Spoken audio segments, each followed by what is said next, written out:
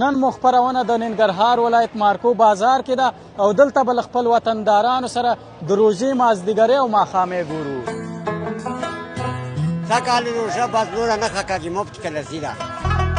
زه کوم طرف ته لاړ شم شاوخوا رانه ګورئ ځوانان راټول دي تیراګي.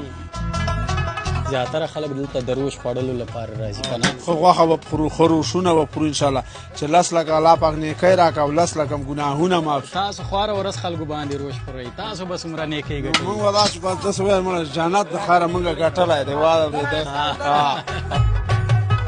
28 منه کچالو چې کوم دی که نه راځي 28 منه کچالو د ورځې خرڅېږي. قیمت 50 روپۍ ورکو د ټول درستخان کېږي. دومره ځایونو کې لیدلی چې لکه چېرته دي لیدلی؟ بامیانو کې مې لیدلی وی کرولا هم دونه نښتې. چرګ دی مهي دی اینه شاټینګي. اوسه نه یخ خرڅېږي او په دې یخ باندې بیروبار دی نوبت نشته دی. هوا ګرمه شوې ده مړه. ګرمه شوې ده او نوبت هم در باندې نشته. نوبت نشته ولا لیونی حکومت. کیلو 3.5 سوه رچه